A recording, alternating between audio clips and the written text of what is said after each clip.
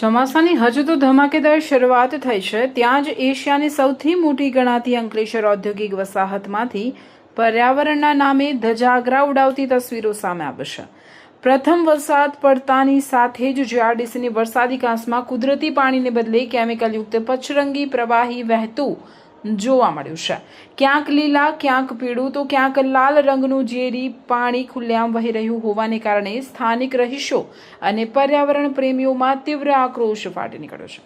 ચોમાસાના થોડા દિવસો પહેલા જીપીસીબી દ્વારા ઉદ્યોગકારોને મોન્સૂન એક્શન પ્લાનનું કડક પાલન કરવા આદેશ અપાયા હતા। જો કે પ્રથમ વરસાદમાં જ કાંસમાં વહેતા પાણીમાંથી અસ્વાભાવિક રંગોની સાથે સાથે તીવ્ર કેમિકલયુક્ત દુર્ગંધ પણ આવી રહી છે, જેના કારણે આસપાસના વિસ્તારમાં રોગચાળો ફાટી નીકળવાનો ભય સતાવી રહ્યો છે। વરસાદની આડમાં કેમિકલયુક્ત પાણી છોડી દેવાની કંપનીઓની જૂની માનસિકતા ફરી છતી થઈ છે। સ્થાનિકો આક્ષેપ કરી રહ્યા છે કે પ્રદૂષણ ફેલાવતા તત્વોમાં હવે જીપીસીબીનો કોઈ ડર જ રહ્યો નથી। સ્થાનિક સૂત્રોના જણાવ્યા અનુસાર કેટલાક બેદરકાર ઔદ્યોગિક એકમો દ્વારા વરસાદી પાણીના વહાણનો ગેરફાયદો ઉઠાવીને પોતાની ફેક્ટરીનું પ્રદૂષિત પાણી ગુપચુપ રીતે વરસાદી કાંસમાં વહાવી દેવામાં આવ્યું છે। નિયમ મુજબ વરસાદી પાણી અને ઔદ્યોગિક વેસ્ટ અલગ રાખવાના હોય છે, પરંતુ અહીં તો આખી ગંગા જ ઊંધી વહી રહી છે।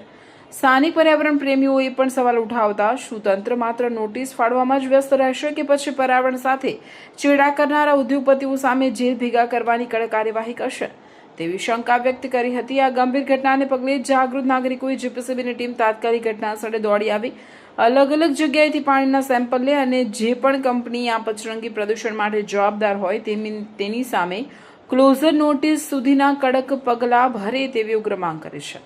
હવે જોવાનું રહેશે કે કુંભકર્ણની નિદ્રામાં પોઢેલા પ્રદૂષણ નિયંત્રણ બોર્ડ જાગશે કે પછી દર વખતની જેમ મામલો થાળે પાડી દેવાશે।